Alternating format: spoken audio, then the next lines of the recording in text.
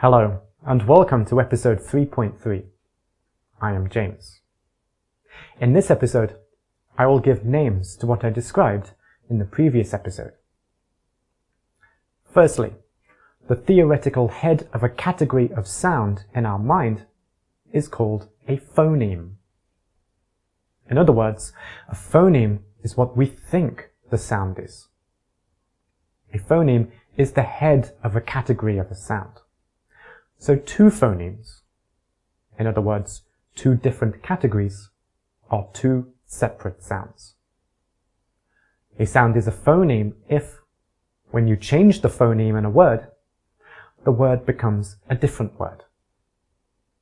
For example, if the n in need is changed to ul, then the word becomes lead. Lead is a different word from need, so these two sounds are phonemes. Standard British English has 43 phonemes, which are of course comprised of 24 consonants and 19 vowels. Phonemes are represented in slanted brackets, such as t. In contrast, an allophone is a spoken example of a phoneme that we hear in real speech. Of course, not every sound that we use when we speak is a separate category of sound. Because an allophone is a member of the category of a sound, an allophone doesn't turn a word into another word. Instead, an allophone is simply one of the possible ways to say that category of sound. Therefore, if two sounds are allophones of the same phoneme, then they are two members or examples of the same category of sound. Put simply, two allophones are two different ways to say the same sound, whereas two phonemes are two separate categories of sounds. Allophones are represented in square brackets. To exemplify these two types of sound with the can analogy from the first episode, a can is the phoneme, and a can of Coke, a can of carrots, a can of chicken are allophones of the phoneme can. Because two sounds could be allophones of two separate phonemes, or allophones of one phoneme, we need a test to decide this. Look at four pairs of words: pat and bat, mat and fat, cat and cap, cat and cat. What's the difference in each pair? I'm sure you can see that in each word, one consonant is different. In the first three pairs, each word is a different word with a different meaning. These are what we call minimal pairs.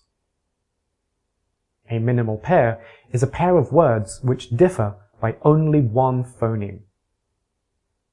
Remember that a phoneme is a separate category of sound. So in the first three pairs, changing one phoneme changes the word into another word. We use minimal pairs to decide whether two sounds are allophones of the same phoneme or two separate phonemes. What about the fourth pair? Do you think the consonant in the second word is a phoneme?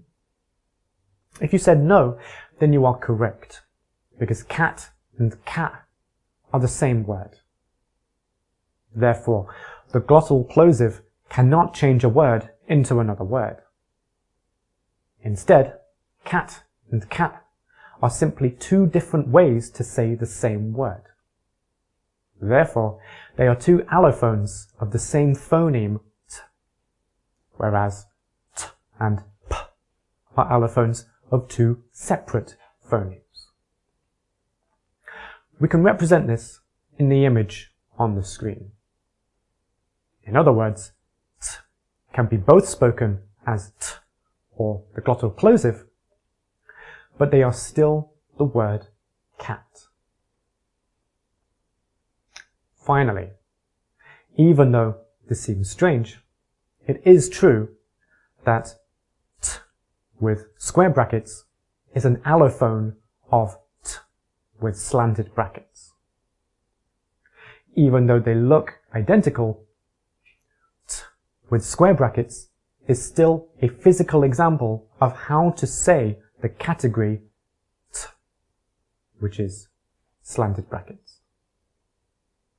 So, in this case, the theoretical head of the category and a member of the category have the same sound. We defined phonology earlier as the study of the ways that patterns of sounds are organized and structured within a language system. In real speech, sounds do not exist in isolation, and their theoretically perfect form is never spoken. As a result, when sounds are combined together in real speech, various processes can happen, usually for the sake of efficiency and fluency. We will examine three processes, starting with elision. Look at the three phrases on the screen. On the left is the English writing. In the middle is the theoretically perfect, abstract, broad transcription of phonemes. And on the right is what was actually spoken. Please pause the video and find the differences between the two transcriptions in the three phrases now.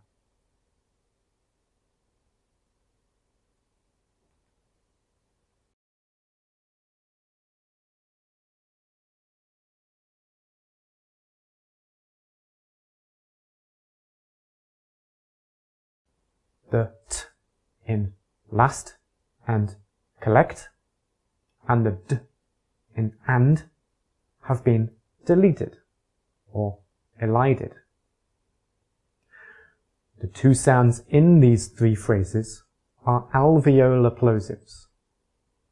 These consonants elide most often in English, and this happens when the next word starts with a consonant. The reason is efficiency, because it is difficult to pronounce two consonants together. Therefore, this is a sound pattern of English. When two consonants are together, if the first is an alveolar plosive, it can be elided.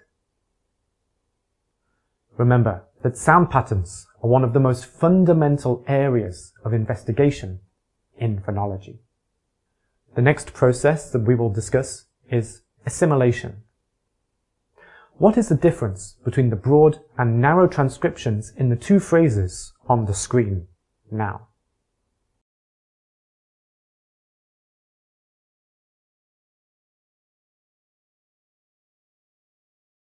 The t in that and the n in one have changed into k and respectively. Why do you think this has happened? Think about the place of articulation of the first sound of the second word in both phrases.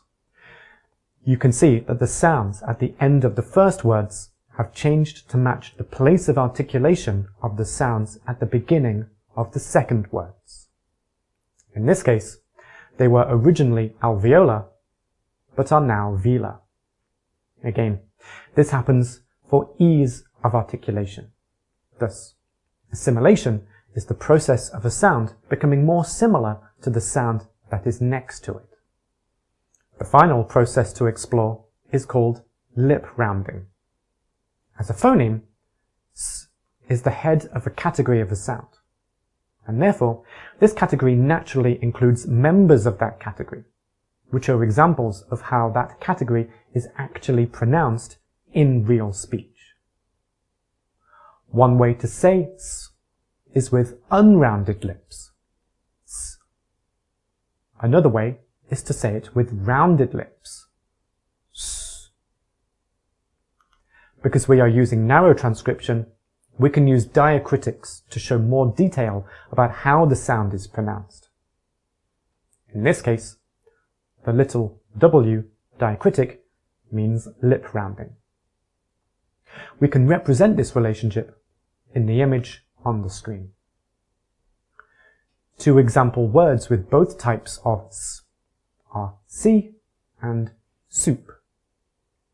The s in the first word is transcribed as s, whereas it is s in the second word. These are slightly different sounds. Can you work out why these different sounds are used in these words? The answer is that s in C is said with unrounded lips, because the vowel afterwards is unrounded, whereas the s in soup is said with rounded lips, because the vowel afterwards is rounded. For this reason, lip rounding is actually a form of assimilation, because the s has changed to become more similar to the sound next to it.